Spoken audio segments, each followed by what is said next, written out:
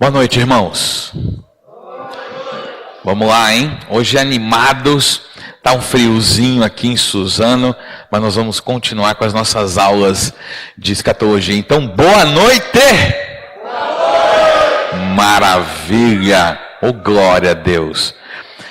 Irmãos, dando seguimento aos nossos estudos, nós estamos nos aprofundando nos estudos a respeito da época, né, dos dias que estamos vivendo.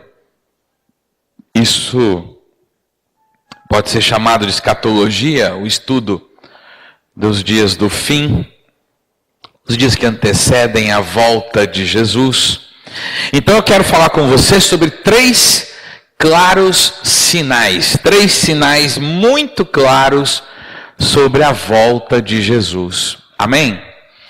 A volta de Jesus, ela tem um tempo, e esse tempo para acontecer seria precedida por sinais. Então, isso quer dizer que Jesus só voltará depois que aqueles sinais que a Bíblia colocou se cumprirem. Jesus não voltará de forma aleatória, Jesus não vai arrebatar a igreja, Jesus não vai determinar os acontecimentos que estão previstos antes que aquilo que ele diz que se cumpra, se cumpra. Então, nós podemos perceber pelos sinais se nós já estamos próximos ou não dessa volta. Porque o grande evento esperado pela humanidade e principalmente pelos cristãos é aquele acontecimento em que a igreja vai ser retirada da terra. Amém? Os que morreram em Cristo vão ressuscitar, os que estiverem vivos vão subir, e nós, então, veremos o maior acontecimento sobrenatural sobre a terra. As pessoas sairão da terra. O arrebatamento da igreja.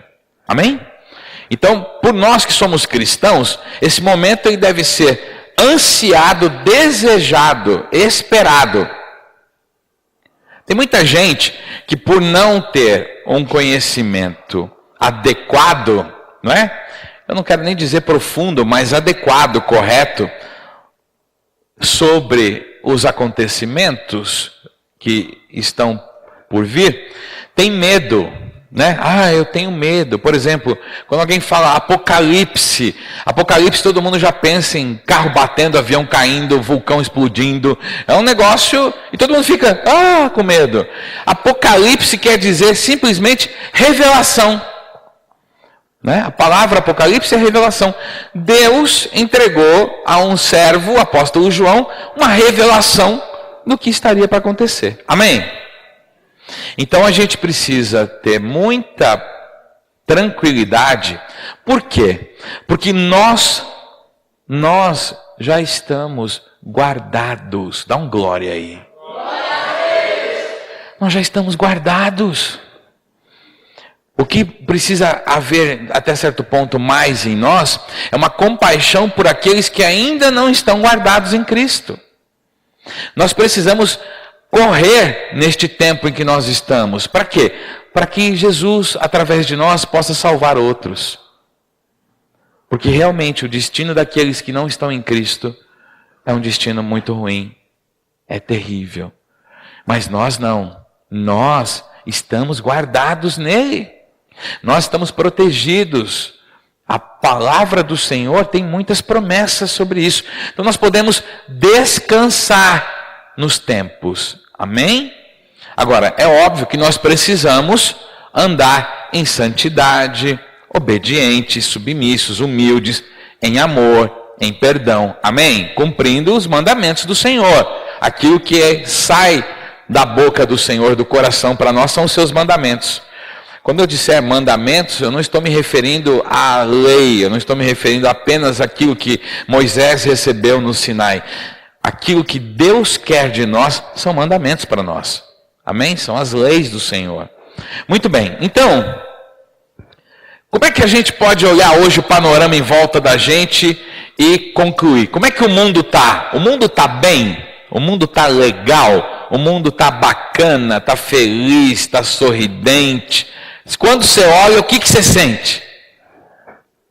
Tá like ou dislike? Dislike total, não tem joinha, né? Se a gente fosse classificar o mundo no Facebook, ia dar um para baixo. Então, e é isso mesmo. E a Bíblia diz que seria assim. Então, uma das questões relacionadas à volta de Jesus é o nosso contexto em relação ao que está acontecendo no mundo. Então, hoje nós vamos falar sobre isso. Sobre três sinais muito claros que evidenciam que a volta de Jesus está próxima. Amém? Muito bem. Antes da gente ir numa forma mais detalhada, eu queria dar só um panorama geral. Abre em Apocalipse, capítulo 6. Vamos ler um texto aqui que vai falar um pouco disso, que já é o pano de fundo, né, do que nós vamos falar.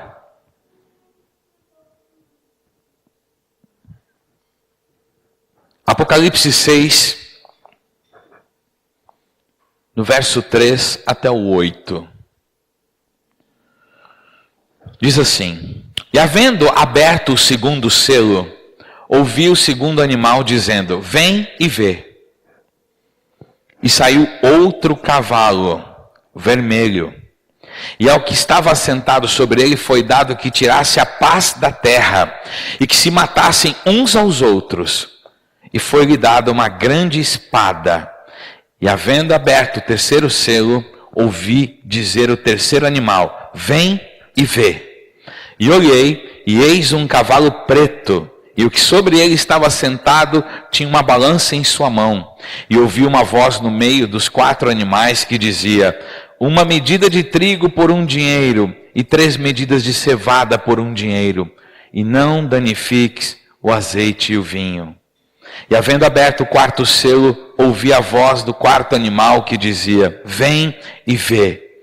E olhei, e eis um cavalo amarelo, e o que estava sentado sobre ele tinha por nome Morte, e o inferno o seguia, e foi-lhe dado poder para matar a 4ª parte da terra, com espada, com fome, com peste e com as feras da terra. São revelações do livro de Apocalipse sobre o que nós viveríamos antes da volta de Jesus. Então nós temos, representado aqui pelo cavalo vermelho, a retirada da paz. Nós estamos vendo guerra, briga, nação contra nação, sim ou não? E já faz um tempinho, né? O século passado foi um século marcado por 2 grandes guerras, né? Em 1914, a Primeira Guerra Mundial, em 1938, a Segunda Guerra Mundial, não foi isso? Todo esse tempo não deixou de ter guerra. No século de 1900 a 2000, século passado, né? O século 20. Nós temos um registro de lutas e guerras e mortes terrível. Mais do que em todos os outros séculos. Interessante isso. Então, esse aumento está relacionado com um sinal que se aproxima. Amém? Outra questão, o cavalo preto, que é a referência do dinheiro com a comida. Isso quer dizer o quê? Se você ouvir hoje atentamente o que está acontecendo no mundo, nós estamos vivendo, de uma maneira bem clara, um caos climático, não é? Nós estamos vivendo secas terríveis, estamos vivendo nevascas terríveis, invernos bravos, enchentes. O que isso está fazendo? Está diminuindo toda a provisão e a colheita de alimentos no mundo. São 7 bilhões de pessoas para comer. O que está se plantando e colhendo, numericamente, não está acompanhando proporcionalmente o crescimento da população. Então, uma crise de comida, falta de alimentos, onde quem vai conseguir comer? Só quem tiver dinheiro, mais dinheiro. A comida vai ficando cara. Será que você consegue ter uma relação com alguns anos para trás com o que está acontecendo hoje? Sim ou não? Nosso dinheiro compra mais comida do que antes? Compra a mesma comida ou compra menos comida? O que vocês acham? Eu não sei, eu tenho uma sensação de que quando eu era menino, quando eu era criança pequena lá em Uberaba, a comida era mais barata, era mais simples de ter, de comprar. Eu lembro do meu avô. Meu avô era um homem que teve 10 filhos, né? E muitos netos. E ele criou os filhos comprando tudo de saco. Na época falava de saca, né? Então uma saca de arroz, uma saca de feijão, uma saca de milho, né, seu Mário? Uma saca de batata, tudo no meu avô, dona Rosa, era de saco. Porque tinha sempre muita gente. Então ele falava, eu vou no mercado, eu vou ia de caminhonete e voltava com a carroceria cheia de comida. Eu era pequeno e eu lembro daquilo. Guaraná, na minha terra, Sérgio, tinha um Guaraná chamado Golé. Umas garrafinhas desse tamanho. Como eu gostava daquilo. Era só de domingo e tinha que ter se comportado bem a semana toda. Mas também era de engradado para os netos. Então a gente acabava com o Guaraná do vô. Mas eu tinha a sensação de que a comida era farta, que era mais barato do que é hoje. Então, quando a gente começa a pensar nessas coisas, nós passamos a entender e a perceber que realmente isso está acontecendo. Há uns anos atrás, eu li uma reportagem, eu conversei na época até junto com o seu Mário, fizeram uma pesquisa que no ano de 1900, vamos chamar assim, o depósito de peixes dos oceanos, tá? Ou cardume, ou como a gente poderia chamar, o estoque, né? O que tinha de peixes em 1900, que tinha de peixe, em 2005, se não me engano, ou 2006, alguma coisa assim, que fizeram a pesquisa, só tinha 25%. Então você imagina, em 1900 tinha 100%. Passou um século, 100 anos, só tem agora 25% dos peixes disponíveis para serem pescados e comidos. O senhor Mário me contou que pescadores do Japão estão vindo pescar na costa até brasileira aqui, né, seu Mário? Porque em volta do Japão acabou. Está acabando. Está acabando. Então, esse sinal de que a comida ia ficar cara, de que a comida ia ficar escassa, é um sinal da volta de Jesus. Amém? E o terceiro sinal, que é esse outro cavalo, que significa a morte, né? E a morte por várias razões. A morte por causa da espada, que são as guerras, por causa da fome, a morte por causa das doenças e a morte por causa dos ataques sofridos, não é? Por todo tipo de animal, por todo tipo de violência, que antes a gente não tinha essas notícias, né? Muito bem. Esse é o pano de fundo do nosso estudo de hoje. O caos climático, terremotos, furacões. Eu vi uma estatística também, isso de 300 anos para cá, mais ou menos, os registros de quem estudou. Durante aqueles anos antigos, o que se fazia menção era de pouquíssimos terremotos. Esse último século e esses últimos dias nossos, os terremotos são milhares. É que muitos são imperceptíveis, mas tudo está mexendo. O Brasil, que já foi considerado uma terra livre de terremoto, anos atrás tivemos um terremoto aí que alcançou São Paulo, a Paulista. Tremeu prédio na Paulista. Fizeram uma contagem, chegou na escala Richter a 5,5. Numa escala que até hoje só teve um abalo sísmico até 9,5. Não teve nada maior que isso. Então foi metade do máximo aqui no Brasil. O Chile toda hora tem tremida lá. Nós mesmos já ouvimos vários casos, né? Então nós estamos percebendo que a Terra está passando por situações realmente difíceis. Esse clima mudando, o frio, tudo que se refere a uma alteração em que prejudica tanto a questão das colheitas como da permanência das pessoas, faz parte também dos sinais que nós estamos perto da volta de Jesus. Amém? Muito bem. Eu quero falar com você sobre outros tipos de caos, né? Preparar você e perguntar para você. O que você acha sobre a questão econômica, financeira do mundo? Você tem notado como é que está o mundo? Você ouve que as crises estão cada vez maiores, as dificuldades cada vez maiores. A moeda americana está enfraquecendo. Estados Unidos é o país com a maior dívida externa, né, dentro do seu sistema. É o que é considerado o mais rico, o que produz mais, o maior PIB, embora a China esteja encostando, mas também custa muito caro para ele ser esse país que é hoje. O euro, quando começou lá atrás, valia 0,80 do dólar. Hoje vale mais que o dólar. O dólar está enfraquecendo, a economia americana num todo está enfraquecendo.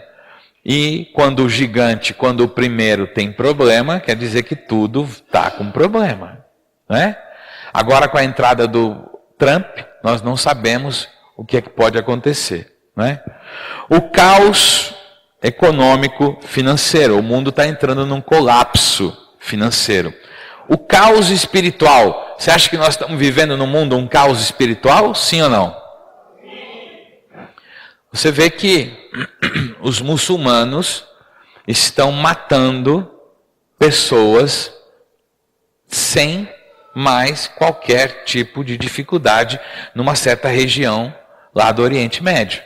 A Síria e o Iraque estão sendo atacados, estão sendo alvos do Estado Islâmico, eles estão conquistando as cidades a bala e matando. Os cristãos estão sendo perseguidos. Tudo está mostrando esse panorama, esse caos espiritual. E isso está escrito, não é? No livro de Apocalipse, no capítulo 22, você pode abrir, por favor? É o último capítulo do livro de Apocalipse. Nós vamos entender algo interessante, que é justamente o que nós estamos vivendo nesses dias. Apocalipse 22, versículo 11 até o 17. E o anjo vai dizer assim: quem é injusto, seja injusto ainda. E quem é sujo, seja sujo ainda. E quem é justo, seja justificado ainda. E quem é santo, seja santificado ainda. E eis que cedo venho, e o meu galardão está comigo para dar a cada um segundo a sua obra. Eu sou o Alfa e o Ômega, o princípio e o fim, o primeiro e o derradeiro. Bem-aventurados aqueles que guardam os seus mandamentos, para que tenham direito à árvore da vida e possam entrar na cidade pelas portas. Mas ficarão de fora os cães, os feiticeiros, os que se prostituem, e os homicidas, e os idólatras, e qualquer que ama e comete a mentira. Eu, Jesus, enviei o meu anjo para vos testificar estas coisas nas igrejas. Eu sou a raiz e a geração de Davi, a resplandecente estrela da manhã. E o Espírito e a esposa dizem: vem. E quem ouve, diga: vem. Eu vou repetir. E quem ouve, diga: vem, Jesus. E quem tem sede, venha. E quem quiser, tome de graça da água da vida. O caos espiritual significa também uma separação. Jesus está dizendo: quem é sujo, se joga de vez. Agora, quem é limpo, limpe-se todo. Mantenha-se limpo. Quem é injusto, que seja injusto ainda. Isso quer dizer para nós que nós estamos vivendo um tempo de separação também. O tempo que antecede a volta de Jesus significa também separação. Vai ficar claro quem é injusto, quem é sujo, quem não é. E se você parar para pensar, o que tem saído de escândalo aí não é brincadeira. Não é? Não é brincadeira. E principalmente na nossa vida cristã. Os escândalos estão aparecendo, tudo está sendo colocado à luz. E é assim que tem que ser. Porque como é que nós vamos saber quem são os verdadeiros? Quando forem desmascarados os falsos. Não é? Então é bom que aconteça isso para haver uma separação, para haver despertamento.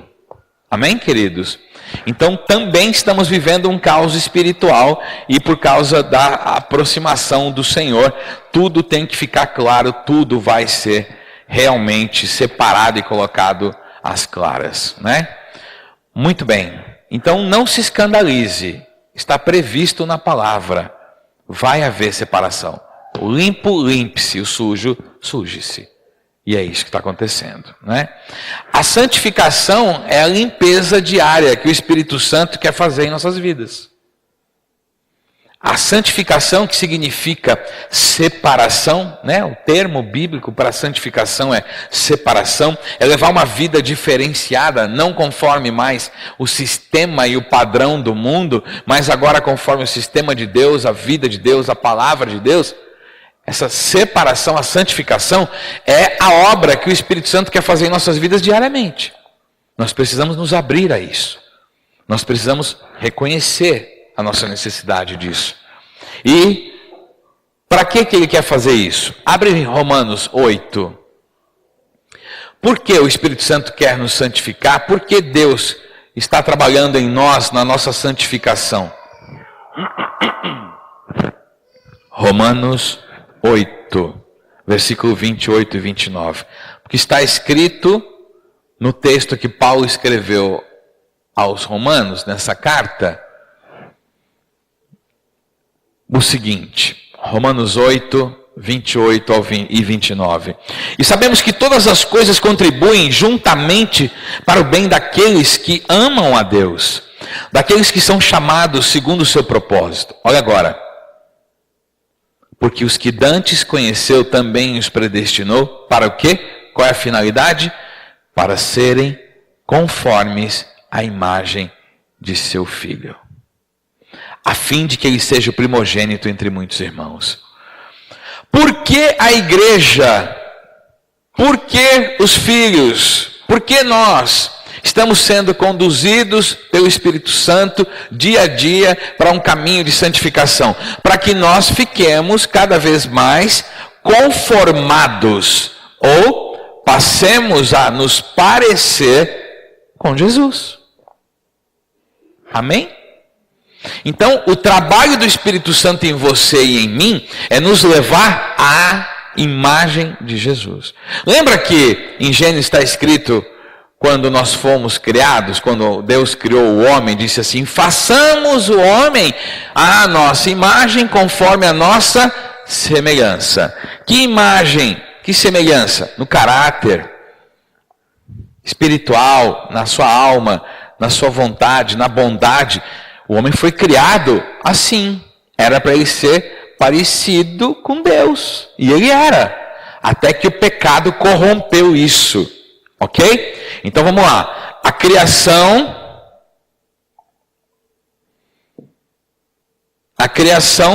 fez o homem assim, o homem tinha a imagem e a semelhança de Deus. O pecado, vamos supor que isso aqui é a sujeira, né? O pecado, preto representando a sujeira, maculou isso, manchou isso, então houve uma quebra total da imagem e da semelhança. Jesus fez o quê? Jesus nos perdoa o pecado por amor, amém? Então o pecado sai, porque ele perdoou, pagando com a própria vida, morreu, e agora o Espírito Santo está nos conduzindo para sermos essa nova imagem de Jesus outra vez. Amém? Então não vou fazer aqui derramando, colocando coisas, senão não consigo dar aula depois, né? Mas você entendeu? Limpo, sujo e agora limpando.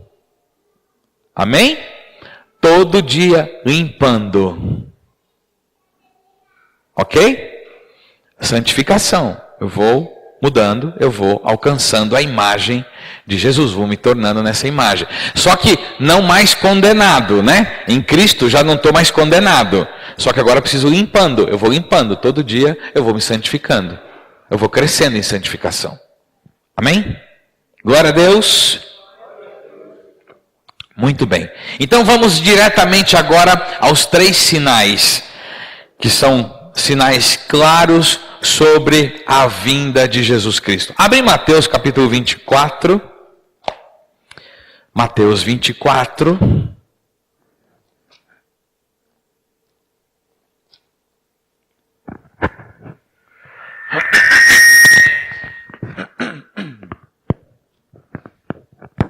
Mateus 24, versículo 32.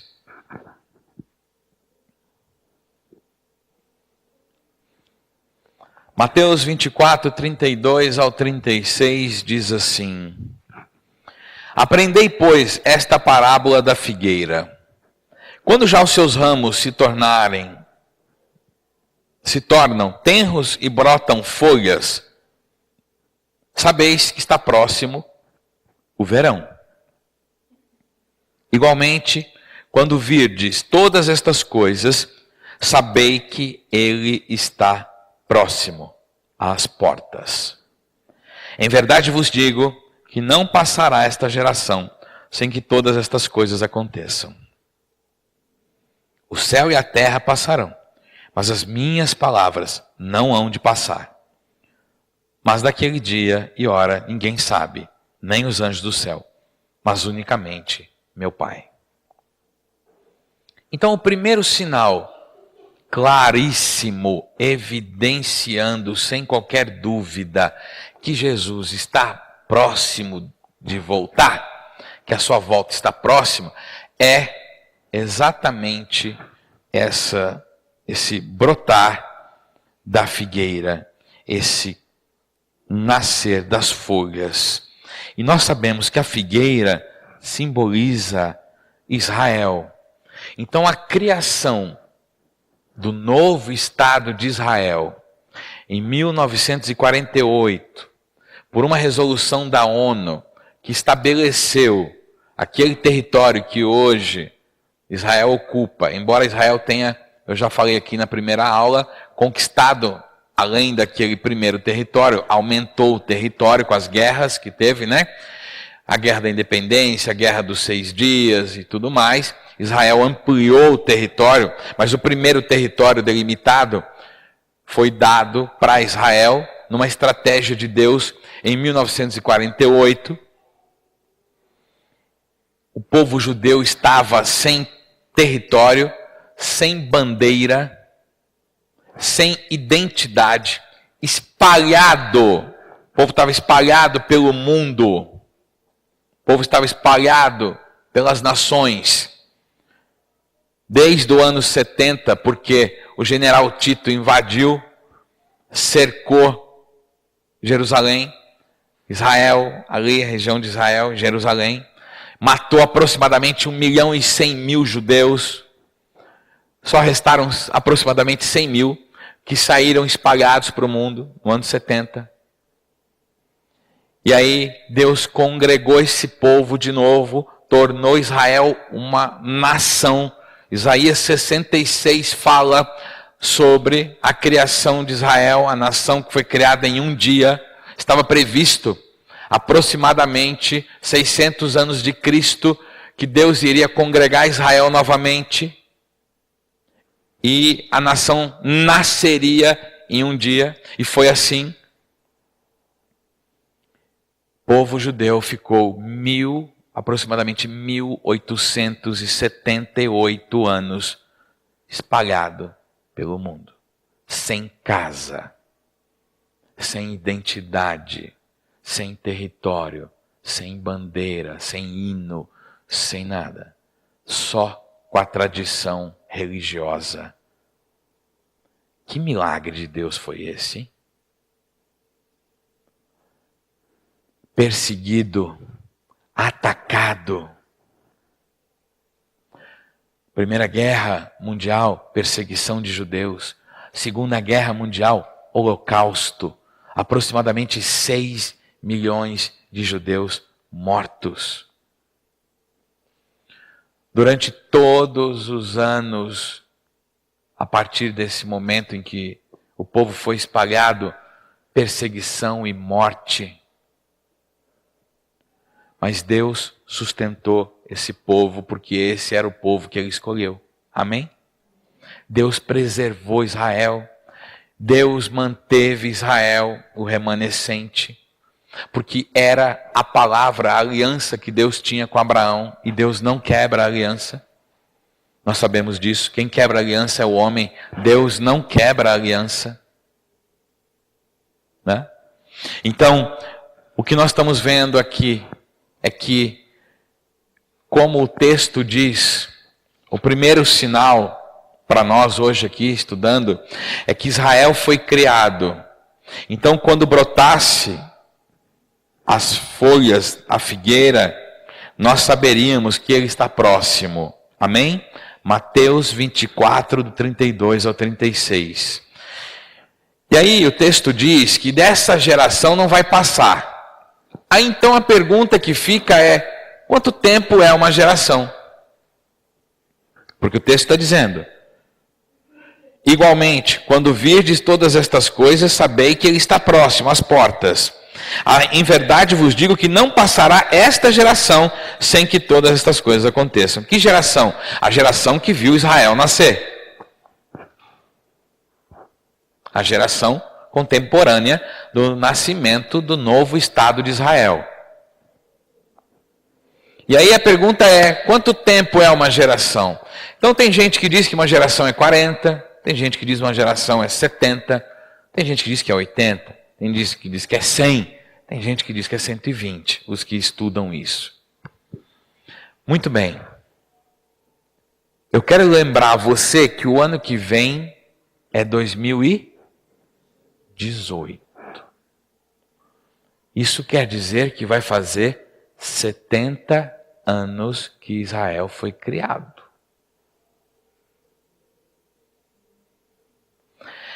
Quero lembrar você que Deus tem um negócio forte com 7. Amém?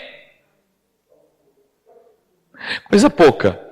O 7 significa a plenitude, a completude de Deus. O número 7. Então eu quero lembrar a você que nós estamos realmente à beira de conhecermos o nosso Senhor face a face, or in English, face to face.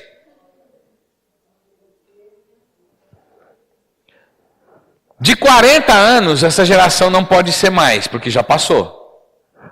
De 60, também não pode ser. De 70, pode explodir o negócio aí. Então eu recomendo que você não tenha credores que passe o ano que vem. Você não é capaz de você não receber. Se você vai emprestar dinheiro para alguém ou vender alguma coisa, põe para receber esse ano. Se você quiser desfrutar. O Felipe gosta, né, Felipe? Estou brincando, gente. Não estou dizendo que Jesus vai voltar o ano que vem, não. Mas estou dizendo que é para você ficar atento.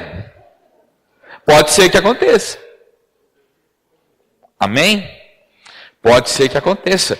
Se as coisas estão determinadas para acontecer em 70 anos, então nós estamos aí realmente, né, às portas disso tudo. Nós sabemos que vai haver outros sinais, não é? E que, para quem estuda escatologia, há 3 questões importantes aí. É entender se o arrebatamento da igreja acontece antes de um período que se chama Grande Tribulação, durante ou depois. A minha posição é que isso vai acontecer, pelo menos até hoje. Deixa eu só colocar aqui, está registrando, né? Como eu creio até hoje, é que a igreja vai ser retirada antes da Grande Tribulação. Então eu estou no grupo dos pré-tribulacionistas, mas estou aberto para o convencimento do Espírito Santo. Amém? Então eu não quero fechar uma questão aqui, porque estudar escatologia é uma coisa que precisamos preparar o nosso coração para uma revelação que muda o entendimento, não é? Mas hoje, se você me pergunta hoje, eu creio que a igreja não vai passar pela grande tribulação. Amém? Nós vamos ser arrebatados antes. Muito bem, se é assim, nós vamos ser retirados aqui antes que alguns sinais tais ainda aconteçam. Então a gente pode estar entrando, se a geração for de 70 anos, a gente pode estar entrando nesse período, ou já estarmos nele, e daqui a pouco o negócio foi... Tum, né? Fê, prepara aquele vídeo do pastor pregando e o arrebatamento. Aquilo é muito bom, só para a gente... E põe o som bem naquele jeito nosso, que é para...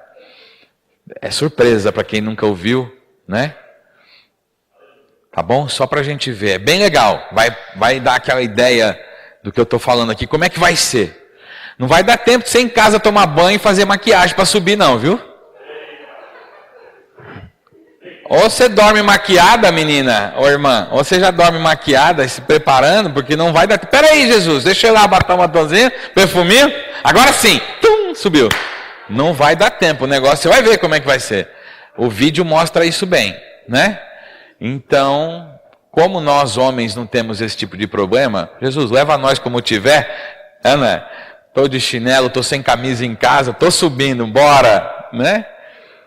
Então a coisa vai ser bem legal. Para quem pensa que uma geração é de 80 anos, então ainda tem um tempo. Para quem pensa que é de 100, ok. Quem pensa que é 120, tudo bem. O que a gente pode imaginar aí? Deus falou para Noé que o homem não ia passar de 120 anos.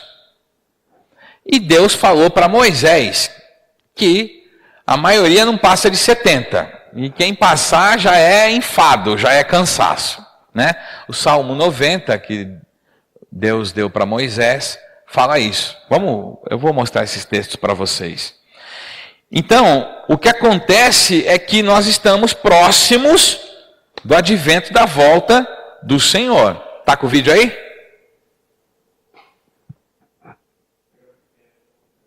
Tá. Enquanto isso eu vou falando.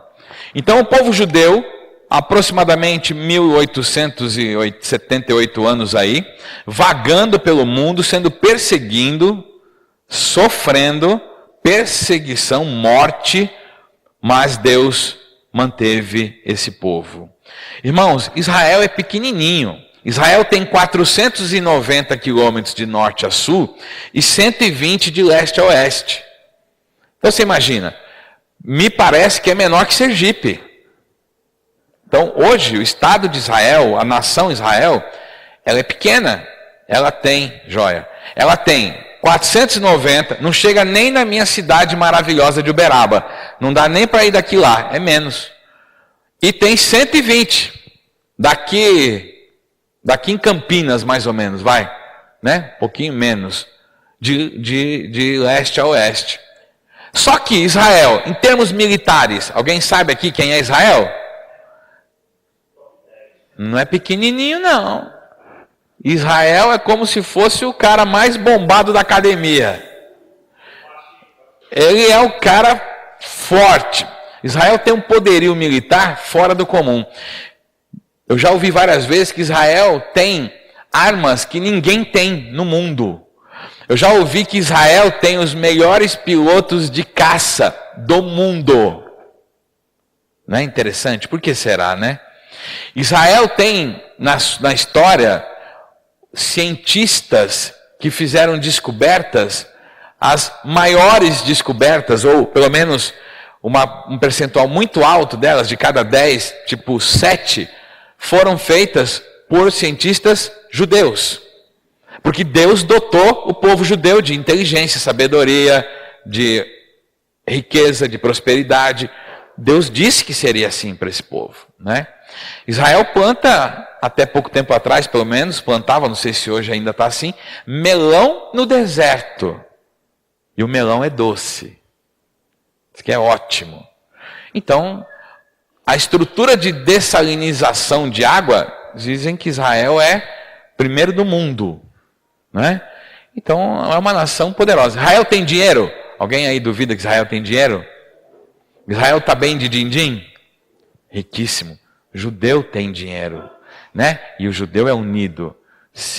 Eu ouvi dizer que se os judeus nos Estados Unidos só sacassem do banco o que eles têm, quebrava os Estados Unidos. Imagina que nós todos aqui somos os judeus americanos, ok? A gente chega, cada um no nosso banco e fala assim, quero sacar. Quebra. Não sei até que ponto isso é assim, mas que uma grande fortuna dos Estados Unidos tem origem judaica, isso eu tenho certeza. Então Israel tem um outro panorama, é uma outra história, não é? Então, vamos ver o vídeo do arrebatamento e aí depois a gente mostra o negócio das idades.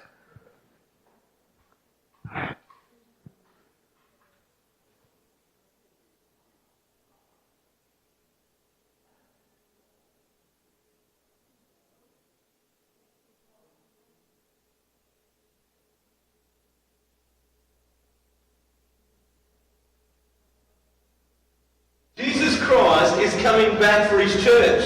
The Bible says in Matthew chapter 24 verse 42, watch therefore, for you do not know the hour your Lord is coming. I want you to know, church, that Jesus Christ could come this month, or he might come next week, or he could even come...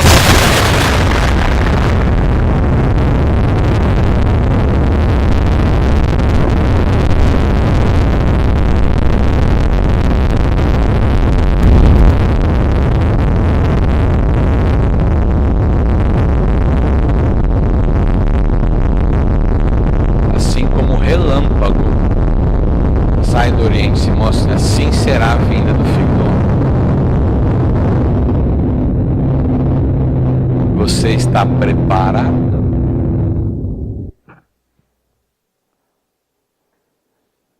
Eu gosto do...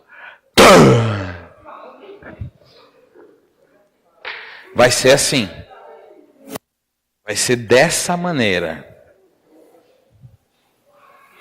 Nós estamos ali, né? Churrasquinho, tá? A ver, comendo. Só ficou o espeto. Nós estamos no culto. E vai ser assim no mundo inteiro, porque é o mesmo estalo, o mesmo raio que sai de um lado para o outro.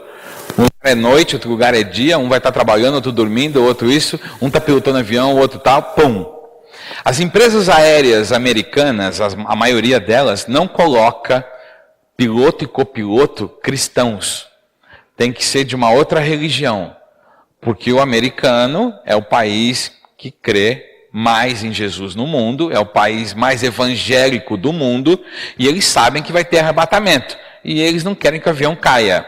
Então, não pode ser piloto e copiloto evangélico. Legal, né? É uma fé real nisso. Eles sabem, eles aguardam a volta de Jesus. Então, é isso. Vai ter muito carro batendo, vai ter uma série de coisas aí que a gente vai saber na época lá de cima, né? Não mais daqui. Eu não quero ficar, amém? Você também não vai ficar não, você vai ser arrebatado em nome de Jesus, amém? Não é para ficar não, não é para ficar. Nós vamos estudar isso aqui de quarta em quarta-feira aqui, porque quem ficar é ruim. É ruim ficar, mas nós não vamos, nós vamos subir, amém? Eu estou orando por um elevadorzinho a jato de titânio, né? Que eu sou mais pesadinho, então precisa ter um com força, mas eu vou. Amém? Glória a Deus. Abre em Gênesis capítulo 6.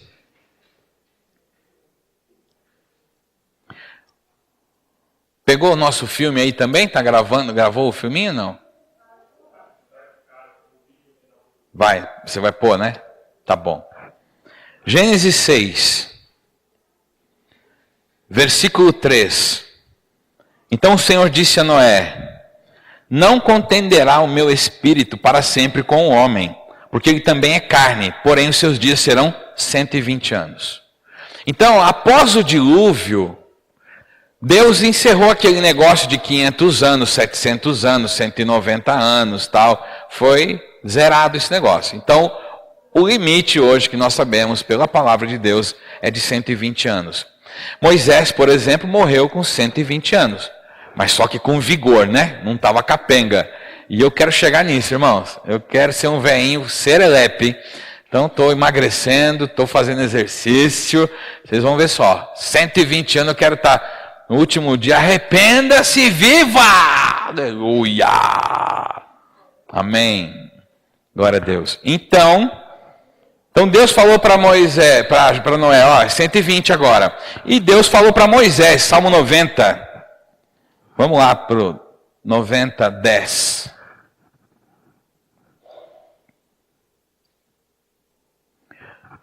Salmo 90, 10. É interessante, né, que o que o Senhor falou, olha, os dias da nossa vida chegam a 70 anos. E se alguns, pela sua robustez, chegam a 80 anos, o orgulho deles é canseira e enfado, pois cedo se corta e vamos voando. Salmo 90, 10. Então, eu não quero afirmar aqui, não estou prognosticando nenhuma atitude sobre geração, né? Eu uso um texto em que o Senhor falou na palavra que Israel ficou por 4 gerações escravo no Egito. E nós sabemos que Israel ficou por volta de 400 anos, né? Então, se alguém me perguntasse, eu estaria bem inclinado a imaginar que é possível que a geração seja de 100 anos. Isso eu, pessoalmente, não estou afirmando aqui que é assim. Amém? Agora, como eu não sei, como eu não tenho nenhuma certeza disso, eu estou me preparando e quero estar preparado hoje, para se Jesus voltar, eu subir. E a cada dia eu procuro me manter preparado para o meu Senhor. Amém? Então, esse é, com toda certeza, o primeiro grande sinal que Jesus está perto, que a volta dele está bem pertinho, não é? A Síria hoje em guerra, a Coreia do Norte está fazendo testezinhos com mísseis de longo alcance, lá na cozinha da Coreia do Sul, né? Vocês estão vendo isso? E o Trump já mandou uns naviozinhos para lá. Falou, não, vamos mexer esse caldo aí, eu também quero participar da festa. A China, segundo consta, está repreendendo a Coreia. E a gente não sabe se isso é assim, né? Porque a Coreia do Norte não parou de apertar os botões. Então a gente não sabe se é um teatro para todo mundo. Olha, não faça mais isso. Quando todo mundo vai embora, aperta mesmo o botão que eu quero dar um couro naquele cara, né? A gente não sabe o que está acontecendo. E aí a gente tem um cenário de uma possível guerra. Se isso acontece, a Rússia, que é um país que está quebrado, e segundo nós vamos estudar nos livros de Ezequiel também, sobre Gog, Magog, nomes que se dão àqueles que vão atacar Israel na terceira guerra mundial. Nós vamos chegar nisso. Vai ter uma terceira guerra, vai ter um ataque contra Israel. A Rússia, ela faz parte, é um dos líderes desse ataque, né? Vem do norte lá, atacando Israel.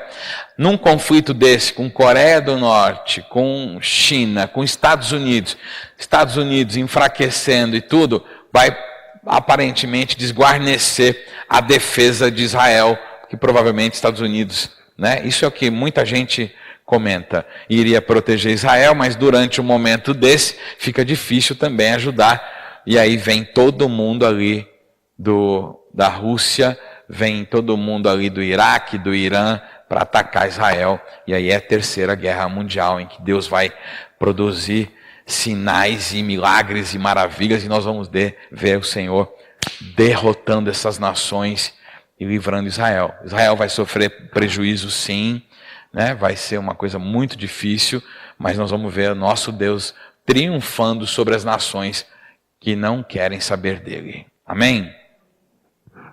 Então nós estamos com um possível conflito aí às portas, né?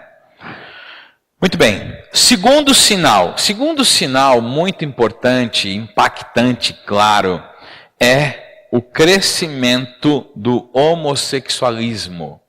Esse é um dos sinais. O lesbianismo, o homossexualismo é também um dos grandes sinais que antecedem a volta de Jesus. Interessante que quando você olha para o que está acontecendo, você já notou como estão crescendo os movimentos, as marchas, não é? Marcha gay, não é?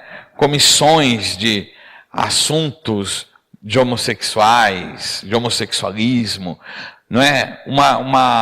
Uma atenção toda voltada, e eu não vou dizer todas, mas na maioria das nações, que isso não acontecia 50 anos atrás. Alguém ouvia isso 50 anos atrás? Eu não tenho nenhuma menção disso. Então isso explodiu no mundo, né? Explodiu no mundo de uns anos para cá. Isso é claramente um sinal da volta de Jesus. Por quê? Abre em Lucas 17. Vamos confirmar então também.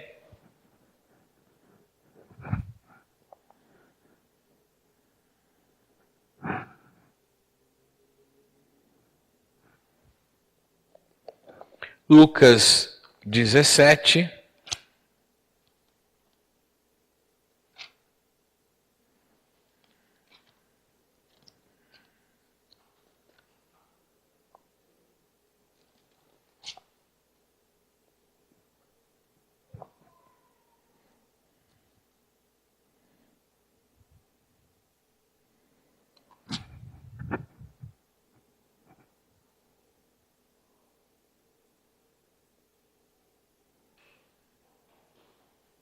Muito bem.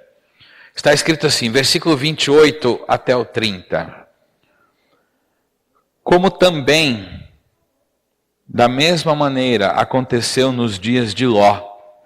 Comiam, bebiam, compravam, vendiam, plantavam e edificavam. Mas no dia em que Ló saiu de Sodoma, choveu do céu fogo e enxofre e os consumiu a todos. Assim será no dia em que o Filho do Homem se há de manifestar. O que eram os dias de Ló? Irmãos, os dias de Ló eram dias terríveis. Vamos dar uma olhadinha no que aconteceu aqui num episódio bem marcante? Gênesis, capítulo 19. Vamos ler. Vamos entender os dias de Ló.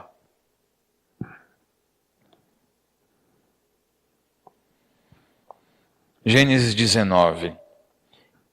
E vieram os 2 anjos a Sodoma à tarde, e estava Ló assentado à porta de Sodoma. E vendo-os, Ló levantou-se ao seu encontro e inclinou-se com o rosto à terra. Versículo 2. E disse: Eis agora, meus senhores, entrai, peço-vos, em casa de vosso servo, e passai nela a noite, e lavai os vossos pés. E de madrugada vos levantareis e ireis vosso caminho. E eles disseram: Não, antes na rua passaremos a noite. E porfiou com eles muito, e vieram com ele e entraram em sua casa. Ou seja, Ló insistiu muito com eles que fosse para casa. Não, vem para minha casa, vem. Então os anjos foram, e fez-lhes banquete, cozeu bolos sem levedura, e comeram. E antes que se deitassem, cercaram a casa. Cercaram a casa os homens daquela cidade, os homens de Sodoma, desde o moço até o velho, todo o povo de todos os bairros, e chamaram a Ló e disseram-lhe: Onde estão os homens que a ti vieram nesta noite? Traze-os fora a nós, para que os conheçamos. Então saiu Ló a eles à porta e fechou a porta atrás de si e disse: Meus irmãos, rogo-vos que não façais mal. Eis aqui 2 filhas tenho que ainda não conheceram homens. Fora vou-las trarei e fareis delas como bom for aos vossos olhos. Somente nada façais a estes homens, porque por isso vieram à sombra do meu telhado. Eles, porém, disseram: Sai daí. Disseram mais: Como estrangeiro, este indivíduo veio aqui habitar e quereria ser juiz em tudo? Agora te faremos mais mal a ti do que a eles. E arremessaram-se sobre o homem, sobre Ló, e aproximaram-se para arrombar a porta. Aqueles homens, porém, estenderam as suas mãos e fizeram entrar a Ló consigo na casa, e fecharam a porta. E feriram de cegueira os homens que estavam à porta da casa, desde o menor até o maior, de maneira que se cansaram para achar a porta. Então disseram aqueles homens a Ló: tens alguém mais aqui? Teu genro, teus filhos e tuas filhas e todos quantos tens nessa cidade, tira-os fora deste lugar, porque nós vamos destruir este lugar, porque o seu clamor tem aumentado diante da face do Senhor, e o Senhor nos enviou a destruí-lo. E aí Ló vai, procura os genros, fala com as filhas, pega a família toda e sai de lá. Os homens queriam ter relação sexual com os 2 anjos que chegaram na cidade. Todos.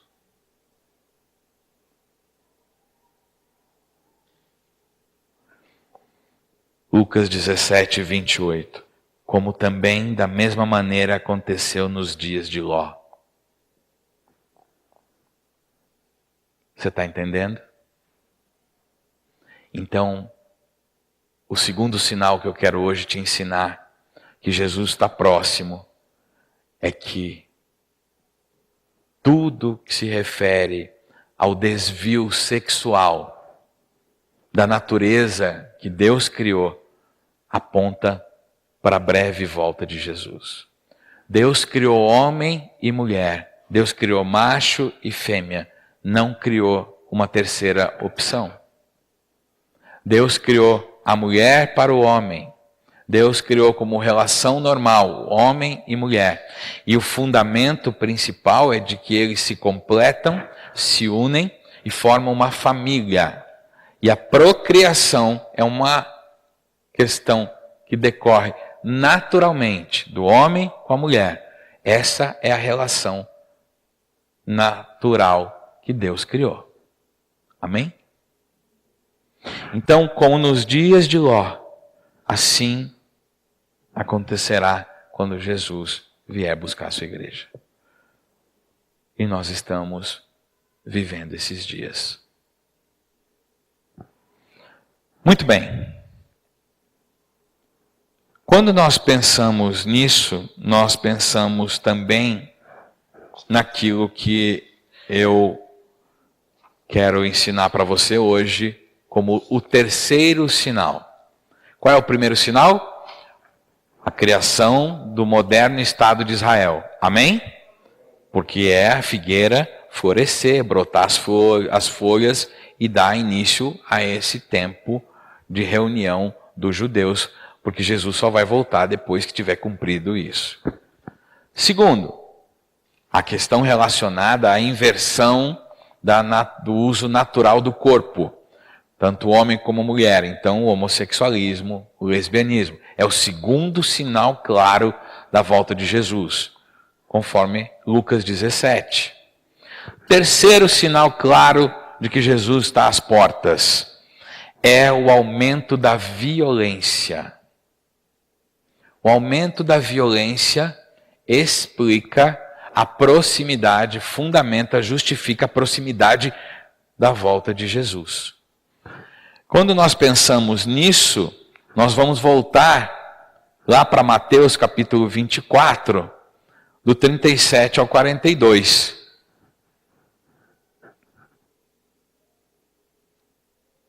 Olha como é que está.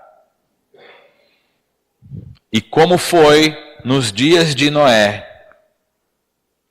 Opa, outro nos dias né? Então nós vamos ter que olhar lá em Noé. Mas vamos ler. E como foi nos dias de Noé, assim será também a vinda do Filho do Homem. Porquanto assim como nos dias anteriores ao dilúvio, comiam, bebiam, casavam e davam-se em casamento, até o dia em que Noé entrou na arca. E não o perceberam, até que veio o dilúvio e os levou a todos. Assim será também a vinda do Filho do Homem. Então, estando 2 no campo, será levado um e deixado o outro. Estando 2 moendo no moinho, será levada uma e deixada a outra. Vigiai, pois, porque não sabeis a que hora há de vir o vosso Senhor. Amém? Dias de Noé. Vamos lá para Gênesis, então, capítulo 6.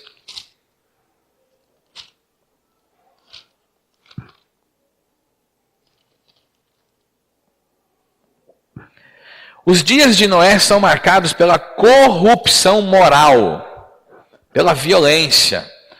A mesma questão que estava acontecendo lá em Sodoma e Gomorra também acontecia nos dias de Noé. Mas além disso, uma violência, uma total corrupção ética, moral do caráter do homem. E Deus, chegou um momento que aquilo era inaceitável. Mandou Noé construir uma arca. Levou 120 anos para construir essa arca. Quer dizer o quê? O que quer dizer 120 anos construindo essa arca? 120 anos testemunhando que algo sobrenatural iria acontecer. 120 anos pregando o evangelho. Converte, muda. Olha, eu estou construindo um navio, uma arca, que vai me proteger de um grande dilúvio. Aí o que acontecia? Todo mundo ria, porque não tinha chovido na terra ainda. São aquelas coisas malucas que Deus manda a gente fazer e que a gente só vai ver o efeito se a gente fizer. Noé obedeceu? Obedeceu. Ficou 120 anos construindo a arca. Quer dizer o quê? 120 anos pregando, 120 anos testemunhando, 120 anos chamando ao arrependimento. A construção da arca significa chamar ao arrependimento. Dizer para o homem, Deus não está de acordo com a nossa vida. O dilúvio e entrar na arca significa o arrebatamento para nós. Na arca foram protegidos todos aqueles que o Senhor colocou. Quantos foram protegidos, guardados? De toda a população da terra, do mundo, só 8 pessoas foram guardadas. Noé, a esposa, os 3 filhos, Sem, Cão, Jafé e as 3 esposas. Todos morreram. E Deus levou os animais para dentro da arca para começar a partir deles. Então, o evangelho está sendo pregado. Deus tem paciência, mesmo diante da sua ira, por causa do pecado, da abominação. Deus foi paciente e iniciou uma contagem de 120 anos com a construção daquela arca. E Noé construiu. Mas vamos ver como é que eram os dias. Gênesis 6. E aconteceu que, como os homens começaram a multiplicar-se sobre a face da terra, eles nasceram filhas, viram os filhos de Deus que as filhas dos homens eram formosas, e tomaram para si mulheres de todas as que escolheram. Então disse o Senhor, não contenderá o meu espírito para sempre com o homem, porque ele também é carne, porém os seus dias serão 120 anos. Havia naqueles dias gigantes na terra, e também depois, quando os filhos de Deus entraram as filhas dos homens, e delas geraram filhos. Estes eram os valentes que houve na antiguidade, os homens de fama. E viu o Senhor que a maldade do homem se multiplicara sobre a terra, e que toda a imaginação dos pensamentos de seu coração era só má continuamente. Se a gente olhar hoje para o coração do homem, para a mente humana, se nós percebermos o que está acontecendo à volta, quanta maldade, quanta maldade, quanta maldade. Quanta maldade. 6. Então arrependeu-se o Senhor de haver feito o homem sobre a terra e pesou-lhe em seu coração. E disse o Senhor, destruirei o homem que criei de sobre a face da terra, desde o homem até o animal, até o réptil, até a ave dos céus, porque me arrependo de o haver feito. Noé, porém, achou graça aos olhos do Senhor. Opa! Então, estas são as gerações de Noé. Noé era homem justo e perfeito em suas gerações. Noé andava com Deus.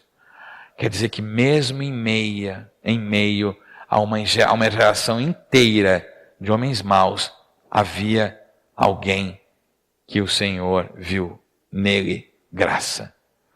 Interessante que a Bíblia não diz que viu graça na esposa de Noé.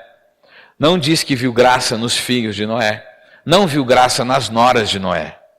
E aí vem uma coisa muito forte que eu ensino para os meus irmãos, para os homens.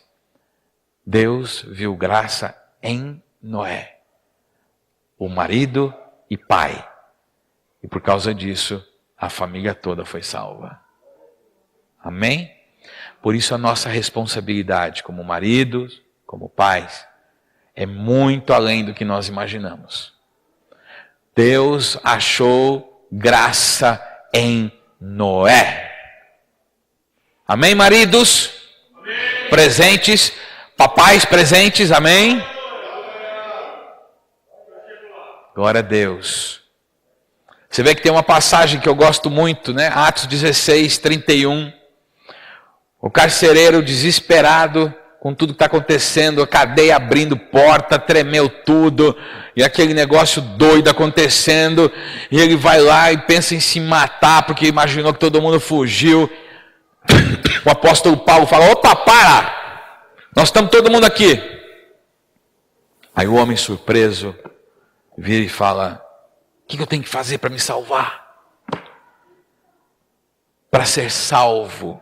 Ele não perguntou sobre a família, ele perguntou dele. Paulo dá um tiro no peito dele: crê no Senhor Jesus, será salvo tu e a tua casa. Oh, glória. Rapaz, pensa num cara que gosta de ser homem nessa hora. Sou eu. Oh, coisa boa. Um negócio de honra assim, né? De ser homem. Maravilha. Crê no Senhor Jesus, será salvo tu e a tua casa, meu. Aí o carcereiro: então é agora. Bonito isso, né? Com Noé foi a mesma coisa, achou graça em Noé. Amém? 11. A terra, porém, estava corrompida. Olha isso. A terra, porém, estava corrompida diante da face de Deus. E encheu-se a terra de violência. Paz, querido. Encheu-se a terra de violência. E viu Deus a terra, e eis que estava corrompida, porque toda a carne havia corrompido o seu caminho sobre a terra. Meu Deus. Aí a gente vem aqui, Mateus 24, 37, 42. E como foi nos dias de Noé, assim será também a vinda do Filho do Homem. Entendeu, igreja? E aí eu pergunto a você: a terra está corrompida hoje? Como é que a gente olha para o nosso Congresso Nacional? Como é que a gente olha para as instituições, para as pessoas? Como é que o que a gente ouve? A corrupção moral, a corrupção da mente, a maldade aflorada. E aí o texto diz que Jesus vai voltar quando a coisa chegar nesse nível, como nos dias de Noé. Então nós estamos perto disso, gente. Nós estamos muito perto disso. Você quer ver uma coisa? O aborto. O aborto é um assassinato de uma pessoa inocente que não tem como se defender. Não é? O STF está com uma ação de um partido político para julgar, para, na verdade, opinar, aprovando o aborto até o 3º mês. Sem nenhum motivo de criminalização. Porque no Brasil, só não é crime abortar se nascer anencéfalo, se for um caso de estupro, ou se colocar em risco a mãe. Aí se o aborto for a única situação dessa, não é crime. A mãe vai morrer? Então aborta. Foi um caso de estupro, a mãe não quer ter a criança, a nossa lei permite, não é crime. Esse é aquele caso de anencefalia. Então tá bom, a cabeça, né? O probleminha é que a cabeça não vai ter condição de continuar, então pode abortar. Mas para nós, segundo a lei do Senhor, não cabe aborto em nenhuma situação. Muito bem, o nosso país está prestes a ter um parecer da Suprema Corte, a ação foi protocolada, está na mão já de uma turma do STF para decidir.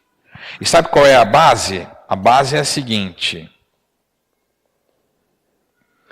porque isso acontece em outros países, na Europa e aqui na América do Sul, e o fundamento seria que 3 ministros, né, estão com essa questão para julgar e para decidir sobre a questão da ilegalidade, sobre a criminalização do aborto até o 1º trimestre de gestação, porque isso seria incompatível com os direitos fundamentais das mulheres. A mulher teria o direito de não querer a criança. Entre eles, os direitos sexuais, reprodutivos, a autonomia, a integridade física e psíquica, além de ferir o princípio de igualdade. O corte do 1º trimestre, equivalente a 12 semanas, foi proposto por um ministro, porque é adotado na maioria dos países que permitem o aborto, como quase todos os países da União Europeia, Rússia, Suíça, Moçambique, Uruguai, entre outros. Durante esse período, o córtex cerebral, que permite que o feto desenvolva sentimentos e racionalidade, ainda não foi formado. Nem há qualquer potencialidade de vida fora do útero materno, escreveu o ministro. Esse ministro defendeu ainda em seu voto que o Estado e a sociedade devem buscar evitar o aborto por outros métodos, que não a criminalização, como a oferta de educação sexual, distribuição de meios contraceptivos e amparo à mulher. A decisão causou imediata reação no Congresso. Abre aspas. Revogar o Código Penal, como foi feito, trata-se de um grande atentado ao Estado de Direito. O aborto é um crime abominável, porque ceifa a vida de um inocente, disse um deputado, fecha aspas. Essa ação foi protocolada agora em março de 2017. Violência, maldade, assassinato, morte contra indefeso. Isso aqui é o aborto. Isso está chegando no nosso país. Está para deixar de ser crime. Existe o risco disso acontecer. Você imagine uma nação como a nossa, como nós seremos manchados por derramamento de sangue inocente. Como isso é ruim espiritualmente para nós. Uma verdadeira maldição espiritual para nós isso. Não é? Porque é contra a palavra de Deus. É contra a vontade de Deus. Mas devemos continuar orando para que isso não chegue, não aconteça, não vire realidade. No Congresso estão tramitando vários projetos de lei para tornar o aborto legal, para descriminalizar o aborto. A liberação da droga, vários projetos de lei estão correndo para liberar o uso de droga. E droga leva à violência também. Então nós estamos percebendo projetos de lei para impedir que a igreja fale, por exemplo, sobre o homossexualismo. Vários projetos estão tramitando para criminalizar, inclusive a pregação que eu estou fazendo aqui hoje. Se for aprovada um tipo de lei que está correndo lá, eu não poderia fazer sem correr o risco até de enfrentar um processo penal. Então, são sinais da volta de Jesus. Amém?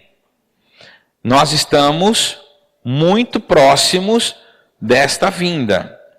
Depois do ataque de 2001, lá aos Estados Unidos, né, o World Trade Center, que foi um alvo econômico financeiro, o Pentágono, que foi um alvo militar dos Estados Unidos, a inteligência militar, e a Casa Branca, e esse avião caiu, né, porque os passageiros dominaram lá e o avião caiu, seria, na minha opinião, um alvo ao ataque político, né? Então era atingir econômica e financeiramente os Estados Unidos, atingir o centro nervoso militar e a questão política de representação, derrubar o grande gigante, né? O avião cair na Casa Branca, embora o Bush não estivesse lá naquele momento.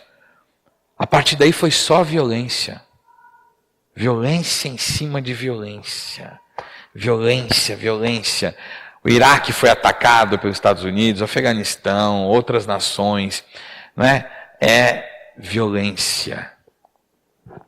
Então nós estamos vivendo tempos difíceis. Amém?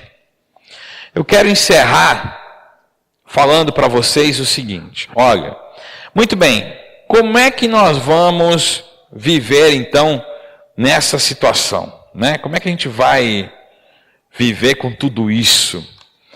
Essa situação de medo, né? Essa situação terrível de violência, tudo isso que está ao nosso lado. Nós vamos viver como filhos de Deus, amém? Eu quero ler para você um texto que está em Romanos, capítulo 8, versículo 15 até o 17. Isso aqui é para alegrar o nosso coração. E aí eu tenho uma pequena palavra e já vou terminar. Romanos 8, do 15 ao 17, diz assim: porque não recebestes o espírito de escravidão, para outra vez estardes em temor, mas recebestes o espírito de adoção de filhos, pelo qual clamamos, Abba, Pai. Abba quer dizer Pai. Então fala assim, Pai. Amém? Nós recebemos o espírito de adoção, nós somos filhos. Nós não vamos viver mais com medo, em temor. O Espírito Santo de Deus vai nos ajudar, nos proteger, guiar e nos livrar disso. Não temos mais o espírito de medo, temos o espírito de filhos de Deus. E se nós somos filhos, somos logo herdeiros, também herdeiros de Deus e co-herdeiros de Cristo, se é certo que com Ele padecemos, para que também com Ele sejamos glorificados. Aleluia! Então nós não precisamos temer. A Bíblia diz, né, Jesus disse para a gente não temer aquele que pode só matar a nossa carne. A Bíblia diz para a gente não ter medo do homem. No máximo que ele pode fazer é matar a nossa carne. Nós temos que temer aquele que pode matar a carne e lançar nossa alma no inferno. Nosso olhar tem que estar no Senhor. Nossa vida tem que estar no Senhor. Só o Senhor tem esse poder. Mas não é o que Ele quer. Isso vai ser uma decisão minha. E como filho, eu não vou ser lançado lá. E nem você. Amém? Porque o amor dele vai te cobrir, vai te ajudar. Então, 3 sinais claros. A criação do Estado moderno de Israel. Os tempos que nós estamos vivendo de uma inversão do uso do corpo, o homossexualismo, o lesbianismo e o aumento, crescimento da violência. Provei para vocês aqui nos textos bíblicos que fazem referência expressa à proximidade da vinda de Jesus. Amém? Agora, nossa postura. Quero dar 3 atitudes para nós. Primeiro, não viver com medo, pois temos o Senhor como Pai e podemos confiar totalmente nele. Amém? Temos que nos apegar à nossa herança. Qual é a nossa herança? Somos filhos. Somos filhos. Então, use o Salmo 91, que nós temos falado muito nele aqui ultimamente, para que você entenda que você está, aquilo é profético, você está vivendo no esconderijo do Altíssimo. Amém?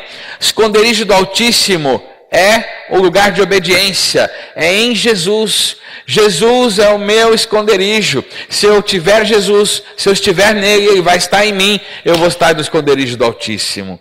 Então a minha atitude é não ter medo, é viver como filho, porque eu estou guardado pelo Senhor. Amém? 2, orar sem cessar. Ore por você, ore pela sua família, guerreie, vista a armadura de Deus. Efésios capítulo 6, do versículo 10 em diante. Vista a armadura, ore todo o tempo no Senhor, esteja ligado no Senhor, viva em oração.